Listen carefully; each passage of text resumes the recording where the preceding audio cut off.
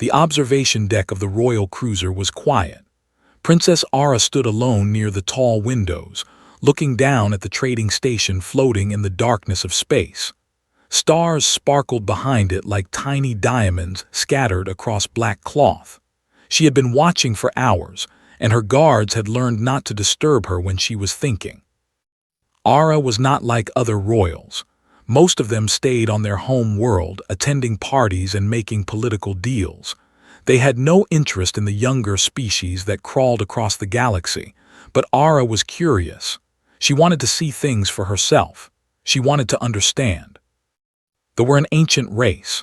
Their silver-blue skin glowed softly in dim light, and their eyes could see things that other species could not. They could see emotions. Every living creature gave off colors that showed what they were feeling. Fear was yellow, anger was red, sadness was a deep blue, love was a warm gold. Ara had been reading these colors since she was a child. It was a gift of her bloodline passed down through thousands of years. Her people had watched the galaxy grow. They had seen empires rise and fall. They had studied hundreds of species, learning their strengths and weaknesses, and they had made judgments about which ones mattered and which ones did not. Humans did not matter. At least, that was what the Galactic Council said. They were a young species from a small planet called Earth. They had only been traveling among the stars for a few hundred years. They had no special powers, no natural weapons, no armor on their bodies. They lived short lives and died easily. The Council had labeled them a minor species, barely worth noticing. But Ara had heard stories. Strange stories that did not match what the Council said. Stories about humans doing impossible things, fighting when they should have surrendered, surviving when they should have died. She wanted to see if these stories were true. That was why she had come to this trading station. Humans visited it often. She wanted to watch them, to read their emotions, to understand what made them different. The station was called Haven Point. It floated in neutral space, far from any empire's control. Merchants from a dozen species came here to buy and sell goods. It was crowded and noisy and smelled like 100 different worlds mixed together. Ara found it fascinating. She had been observing the market level for most of the day when she first noticed him. He was a human male, perhaps 30 years old by their counting. He had brown hair that was slightly too long and a face that looked tired. His clothes were simple and worn. Work clothes, she realized. The kind that someone wore when they spent their days loading cargo. His hands were rough with calluses, and there was grease under his fingernails.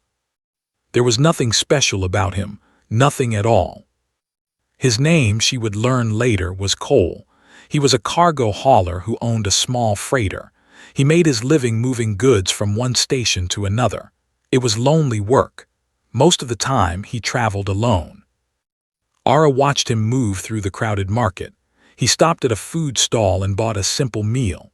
He sat alone at a small table and ate slowly, watching the people around him.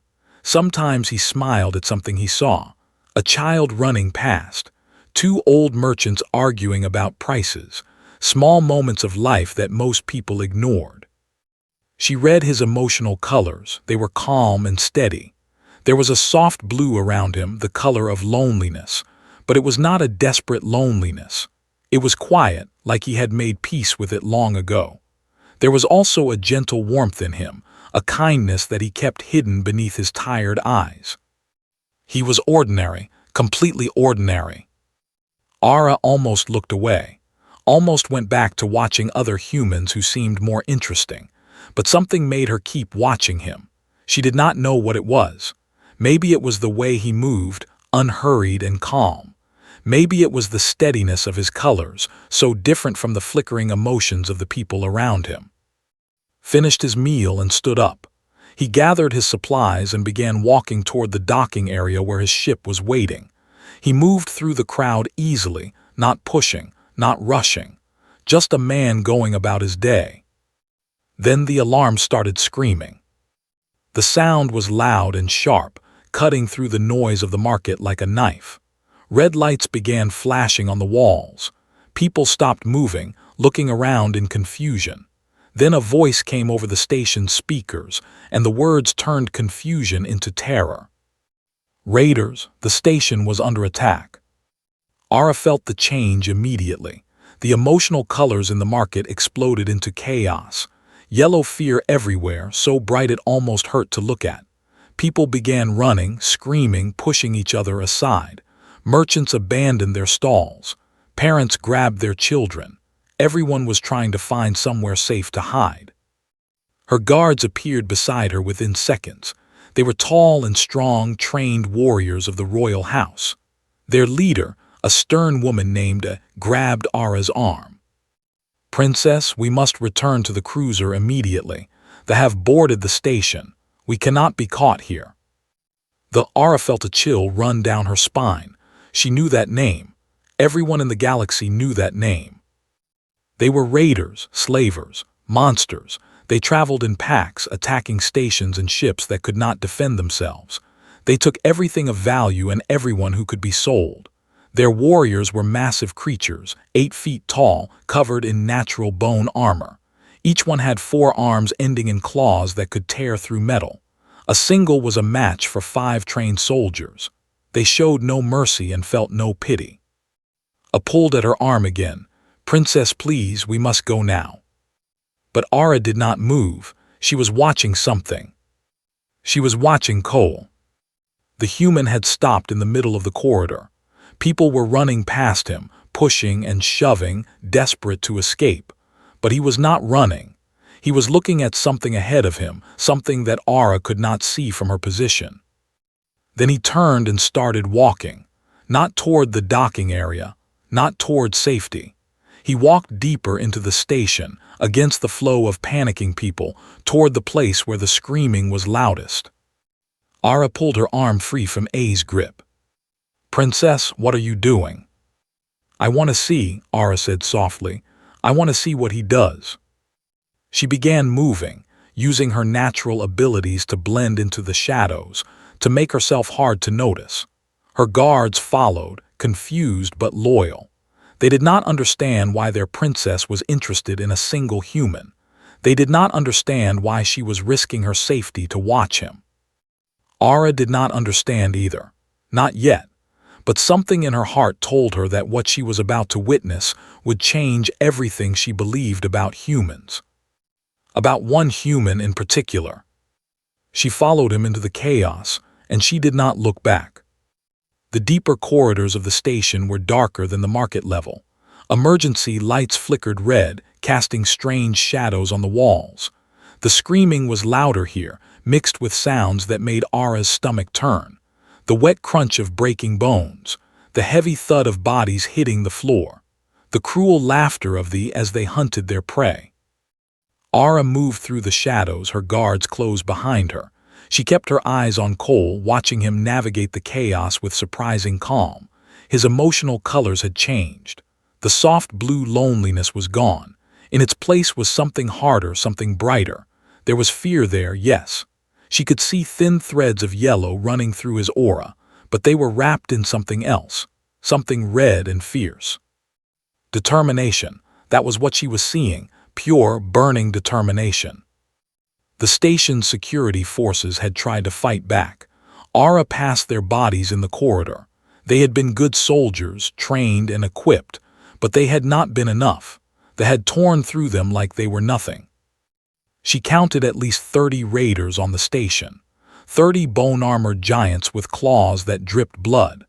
They were spreading through the corridors, rounding up survivors, killing anyone who resisted. Their slave ships waited outside, ready to carry away their prizes. This was what they did. This was how they survived.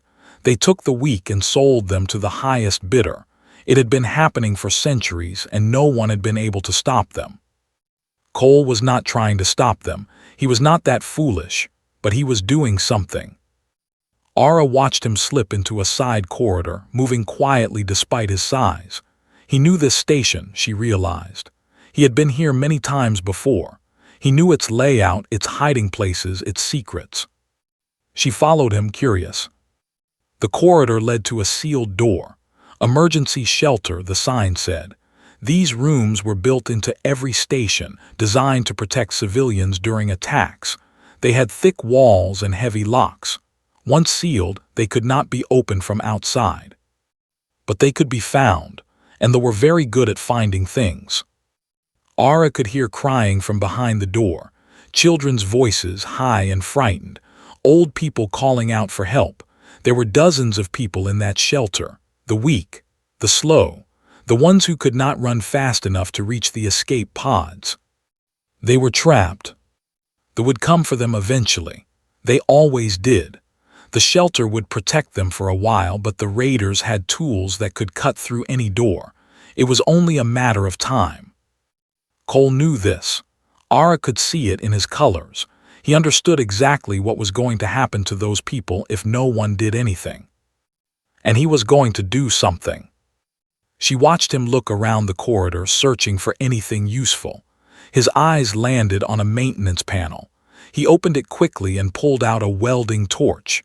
It was a simple tool meant for repairs, not a weapon, but in his hands it might become one. He found a length of metal pipe near a broken support beam. It was heavy and solid, about 3 feet long. He tested its weight, swinging it once, twice. Then he nodded to himself. His colors burned brighter. The red was spreading, pushing away the yellow threads of fear. Something ancient and primal was waking up inside him, something that Ara had never seen in a human before. She had read books about human history. She knew about their wars, their struggles, their endless capacity for violence, but reading about it and seeing it were two different things. The creature standing in that corridor was not the tired cargo hauler she had watched in the market. He was something older, something dangerous. He positioned himself in front of the shelter door. There was only one way to reach it, a narrow corridor that forced anyone approaching to come straight at him. It was not a good position. It was a terrible position, but it was the only position that mattered. He was going to stand there, he was going to fight, and he was going to die. Ara knew this with absolute certainty. A single human with a welding torch and a pipe could not defeat it was impossible. The math did not work. He would kill one, maybe two if he was lucky. Then they would tear him apart. But he was going to do it anyway. Why? She did not understand. Her people valued logic and survival. They calculated risks and made smart choices. They did not throw their lives away for strangers. It made no sense. Appeared at her side, her voice barely a whisper. "Princess, the raiders are coming this way. We must leave now." "No," Ara said, her eyes never left Cole. "I want to watch." "Princess, this is madness. That human is going to die. There is nothing to learn from watching a fool throw his life away." "Perhaps," Ara said softly, "or perhaps there is everything to learn." She could hear the now. Their heavy footsteps echoed through the corridors, getting closer. They were laughing and talking in their harsh language, pleased with their hunt. They had found the shelter. They were coming to collect their prizes. Cole heard them too. His grip tightened on the pipe. His jaw clenched. The welding torch hissed as he adjusted its flame, making it hotter, more focused. Behind him, the crying continued. Children who did not know that a stranger was about to die for them. Old people who could not fight and could not run. Innocent lives that meant nothing to but they meant something to Cole. Ara could see it in his colors. Each cry from behind that door made the red burn brighter. Each sob from a frightened child added fuel to the fire inside him. He did not know these people.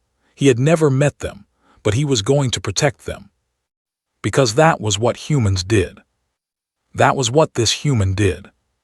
The first appeared at the end of the corridor.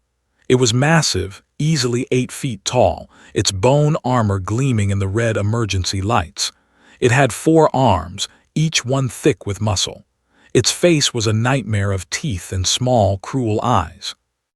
It saw Cole standing alone in the corridor. And it laughed. The sound was deep and wet, like water gurgling through a drain. It said something in its own language, probably a joke about the tiny creature blocking its path. More laughter echoed from behind it as other raiders gathered to watch. Did not laugh. He did not speak. He just stood there, pipe in one hand, welding torch in the other, waiting. They stopped laughing. Something in the human stance made it pause, made it look more carefully at this strange, small creature that was not running away. For a moment, silence filled the corridor. Then the charged. Ara watched as the distance between them closed. She watched as Cole planted his feet and raised his weapons. She watched as a single human prepared to fight a monster that should have terrified him beyond reason. His colors were pure red now. No fear, no doubt, just fire. Just the burning will to protect those behind him, no matter the cost. The swung its massive arm, claws reaching for his head, and moved. Ara had never seen a human fight before. She would never forget what she saw that day. It was fast, faster than something that size had any right to be. Its claws cut through the air with a sound like tearing cloth, aimed straight at its throat. But was faster. He ducked low, dropping beneath the swing with a speed that surprised even Ara. The claws passed over his head, missing by inches. Before they could recover, drove the welding torch upward, jamming it into the gap beneath the creature's arm plate. The flame was hot, very hot. It burned through the softer flesh beneath the armor and screamed. The sound was deafening in the narrow corridor, a roar of pain and rage that echoed off the walls. Did not stop. He twisted the torch, pushing it deeper, making the wound worse. At the same time, he brought the metal pipe down on the creature's knee with all his strength. The bone armor cracked. The joint bent the wrong way. They stumbled, falling to one knee. Pulled the torch free and swung the pipe again. This time he aimed for the head. The impact was brutal. The skull jerked to the side and its small eyes went dark. It collapsed to the floor and did not move. Ara felt her heart stop. He had killed it. A single human with simple tools had killed a warrior in seconds. It should have been impossible. Every piece of data her people had collected said it was impossible.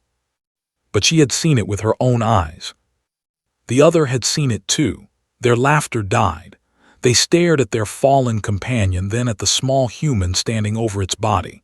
His chest heaved with heavy breaths.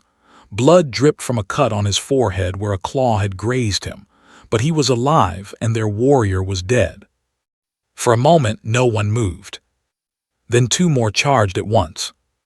Met them without hesitation. He moved like water flowing around their attacks, finding the gaps in their armor. The welding torch hissed and burned. The pipe cracked against bone. He was hurt. Ara could see new wounds appearing on his body, a slash across his shoulder, a deep cut on his arm, but he kept fighting. He killed the second by jamming the torch through its eye socket. It screamed and thrashed and held on until it stopped moving. The third one grabbed him from behind, wrapping two of its arms around his chest.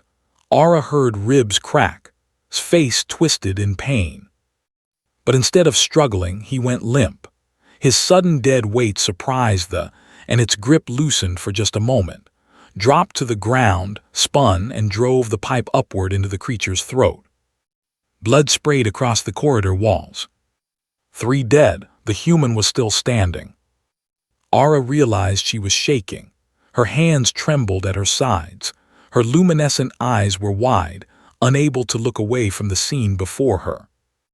A grabbed her arm.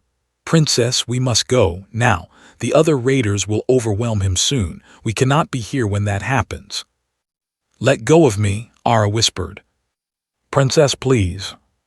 I said let go. There was something in her voice that made a step back, something ancient and commanding. Ara did not notice. All her attention was focused on Cole. His colors were beautiful. She had never seen anything like them. The red burned so bright it was almost white, but there was more than just anger there. She could see love. Not romantic love, but something deeper. Love for the strangers behind him. Love for the children he had never met. Love for the simple idea that innocent people should be protected. He was fighting for love, pure, selfless love. Her people had a word for this, an old word from the earliest days of their civilization, Eth. It meant the one who burns. According to ancient texts, a Eth was a soul so fierce and bright that it could ignite something in another person. It could create a bond that lasted beyond death itself.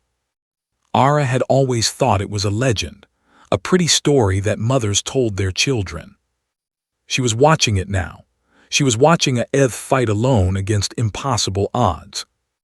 The fourth fell stood over its body, swaying slightly. His clothes were soaked with blood, some of it his own. The welding torch was running low on fuel. The pipe was bent and cracked. His weapons were failing. But he was still standing. More gathered at the end of the corridor. Ara counted at least 8 of them. They were not laughing anymore. They looked at the 4 bodies on the ground. They looked at the small human who had killed them. And for the first time, they looked uncertain. Saw them too. He knew he could not beat 8 of them.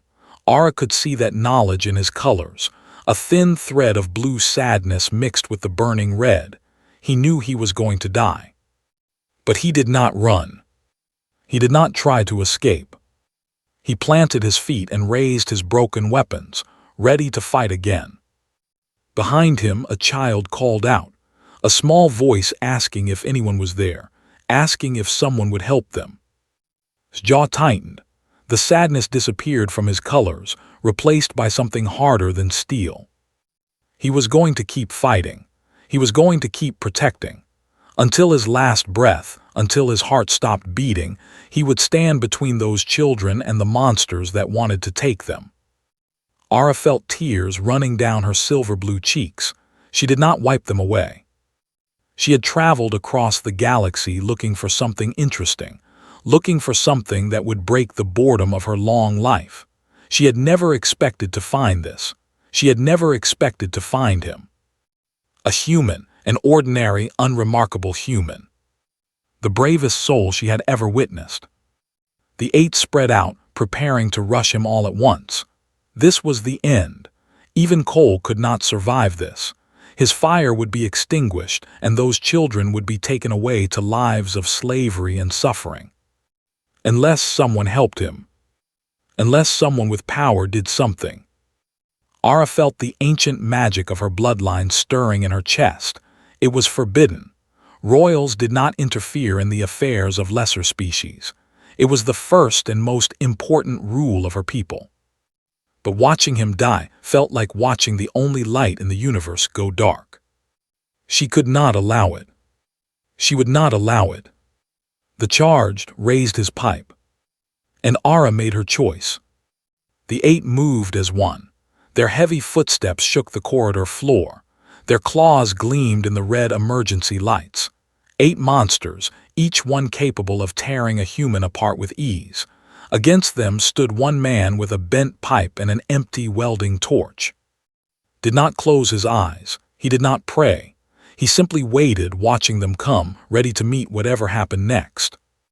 But before they reached him, a 5th appeared from a side corridor. This one was different, larger than the others. Ritual scars covered its chest plates in patterns that Ara recognized. A pack leader, the strongest and most brutal of the raiders. It had been watching from the shadows, and now it stepped forward to claim the kill for itself. The pack leader raised one of its 4 arms and the other stopped. They stepped back, giving their leader room. This was how their kind worked. The strongest took the best prizes.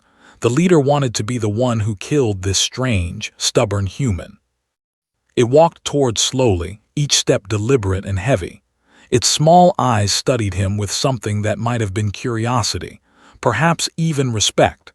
This tiny creature had killed 4 of its warriors. That was worthy of attention. The pack leader spoke. Its voice was deep and rough, the words meaningless to most species, but Ara understood. She had studied many languages over her long life. "You fight well for a weak thing," the pack leader said. "You could have run, you could have lived. Why do you choose death?" Did not understand the words, but he understood the tone. He understood that this creature was asking him a question. He pointed at the sealed door behind him. At the shelter full of crying children and frightened old people. "Them," he said simply. The pack leader looked at the door, then back at, its lipless mouth twisted into something that might have been a smile. "Brave and stupid," it said. "I will make your death quick. That is more than you deserve." It attacked without warning. One moment it was standing still. The next it was on top of all four arms swinging. Dodged the first strike, blocked the second with his pipe. But the third caught him across the chest, and the fourth slammed into his side. He flew backward, crashing against the shelter door. Something cracked, maybe his ribs, maybe the wall behind him. Blood sprayed from his mouth. The children inside the shelter screamed. Tried to stand. His legs shook, his vision blurred, but he got to his feet. He raised the bent pipe again. "Still fighting?" the pack leader asked. "Good, this will be entertaining." It struck again. Managed to duck the first blow, but the second caught his arm. The pipe flew from his grip, clattering across the floor. The third blow hit his knee and he fell. He landed on his hands and knees, gasping for air. Blood pooled beneath him. His body was broken. His weapons were gone. There was nothing left. The pack leader grabbed him by the throat and lifted him off the ground. His feet dangled in the air. He could not breathe. He could not fight. But he could still see. He could still hear the crying behind the shelter door. His hand found a broken piece of metal on the ground, a shard of debris, sharp and jagged. With the last of his strength, he drove it into the pack leader's eye. The creature howled. The sound was pure agony, echoing through the entire station. It dropped and stumbled backward, clawing at the metal shard buried in its skull. Collapsed to the floor.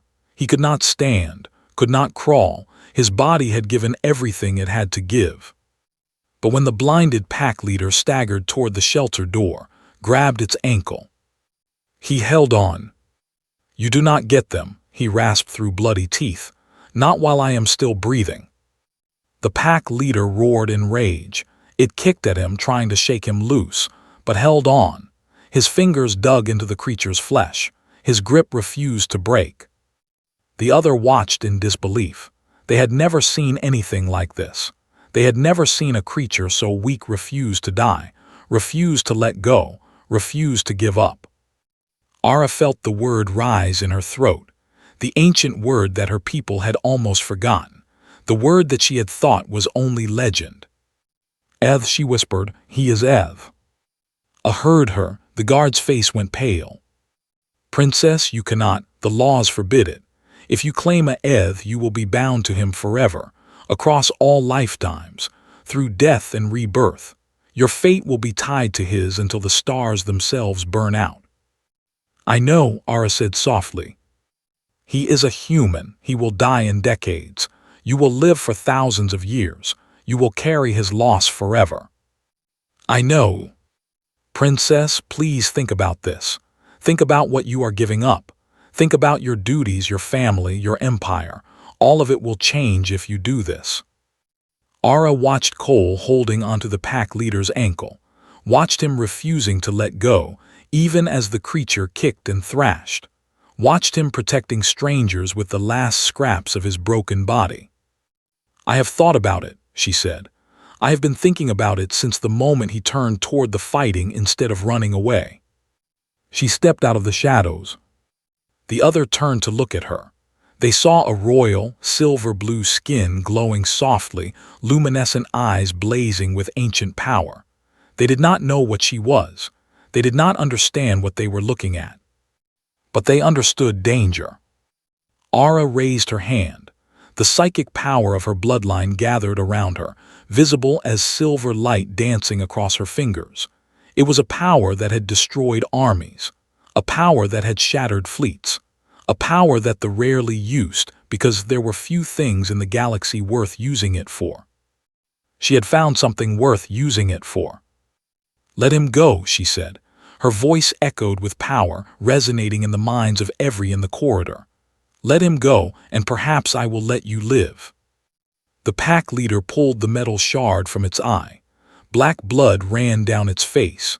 It turned to look at her with its remaining eye, seeing the power that surrounded her. For the first time, it felt something it had not felt in years. Fear. The pack leader was ancient by standards. It had raided 1,000 stations and killed countless creatures. It had faced warriors from a dozen species and crushed them all. It had never known true fear. But looking at the princess, seeing the silver light dancing around her fingers, it felt something cold crawling up its spine. It knew what they were. Every species in the galaxy knew. They were the old ones, the Watchers, the beings who had existed before most civilizations were born.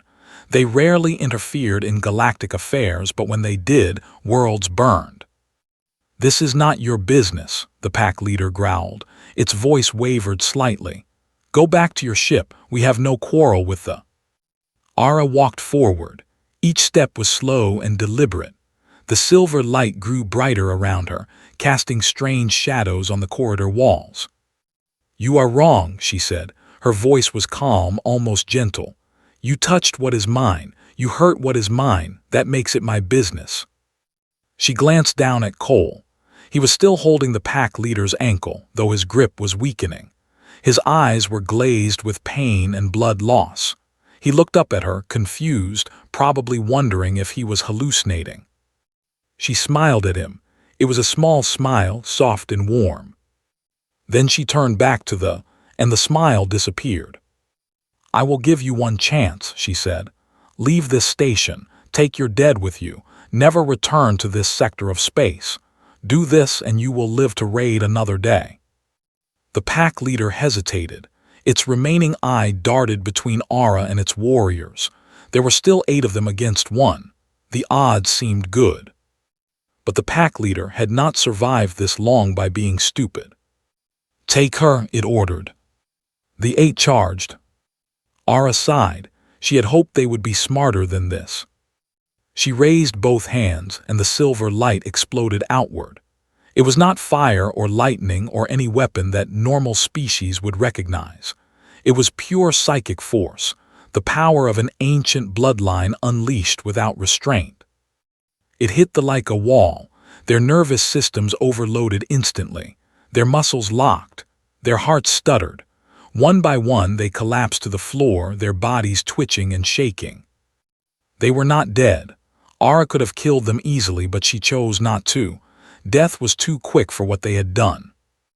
The pack leader was the last one standing. It stared at its fallen warriors, then at the princess who had destroyed them with a gesture. Its remaining eye was wide with terror. "Go," Ara said. "Drag your warriors back to your ships. Tell your people what you saw here. Tell them that this sector is protected now. Tell them that if they ever return, I will not be so merciful." The pack leader did not argue. It did not threaten. It simply grabbed 2 of its unconscious warriors and began dragging them toward the docking area. The others would wake eventually and follow. Ara did not watch them go. She was already kneeling beside Cole. He was barely conscious. His grip on the pack leader's ankle had finally loosened when the creature moved away. His body was broken in a dozen places. Blood covered almost every inch of him. But he was alive.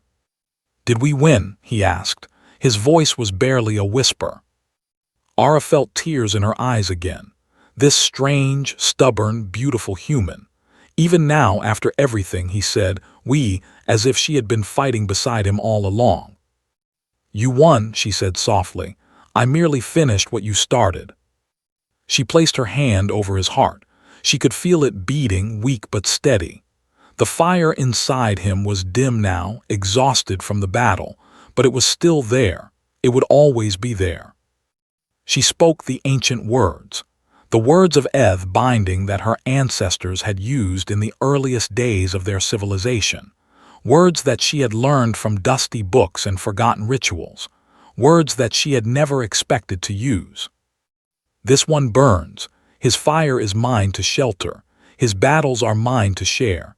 Let no force in this universe stand between us." Did not understand the words. He did not know what she was doing, but he felt something warm spreading through his chest, chasing away the cold of blood loss and exhaustion.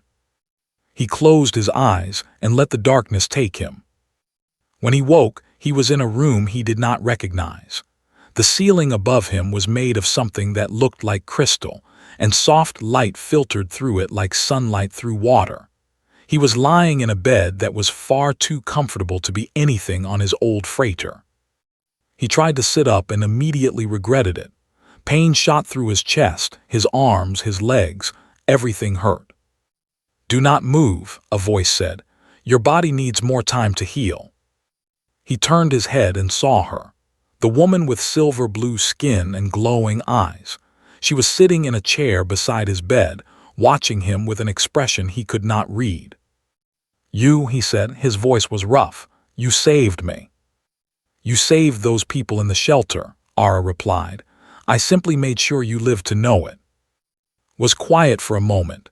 He remembered pieces of the fight, the falling, the pain in his body, the children crying behind the door, the certainty that he was going to die. "Why?" he asked. "You did not know me, you did not owe me anything. Why did you help?" Ara was silent for a long time. Then she reached out and took his hand. Her skin was cool against his, but her grip was firm. "My people have a concept," she said, "an ancient word that we thought was just a legend. Eth. It means the one who burns, a soul so fierce and bright that it ignites something eternal in another." She met his eyes. Her luminescent gaze was intense and vulnerable at the same time. "I watched you fight alone against impossible odds. I watched you refuse to give up, refuse to let go, refuse to abandon strangers even when it meant your death. I saw your fire, Cole, and it lit something in me that I did not know existed." Stared at her. He did not understand everything she was saying, but he understood enough. "So what now?" he asked. "Now you heal," Ara said, "and when you are strong again, we talk. I spoke words over you when you were unconscious. Ancient words that carry meaning among my people. I bound my fate to yours." She looked away, suddenly uncertain. It was a strange expression on the face of a princess. "You can refuse," she said quietly. "The binding is not a cage. If you wish to return to your old life, I will let you go. I will always watch over you from a distance, but I will not force you to stay." Thought about his old life, his empty freighter, his lonely cargo runs, the quiet sadness that had followed him for years. Then he thought about what she had done, the power she had shown, the words she had spoken, the tears he had seen on her silver blue cheeks as she watched him fight. "I do not know much about customs," he said slowly, "but if it means someone like you wants to stick around, I think I can live with that." Ara's skin flushed faintly violet. Would later learn that this was the equivalent of a blush. "You fought alone against impossible odds," she said. "You will never have to do so again. Wherever you go, I will be beside you. Whatever battles you face, they will be our battles. This I promise you, Cole, from now until the stars themselves burn out." Smiled. It was a tired smile, worn out from pain and exhaustion, but it was real. "That sounds like a pretty good deal to me," he said. She squeezed his hand and smiled back. And in the years that followed, across 100 worlds and 1,000 adventures, she kept every word of her promise. He never fought alone again.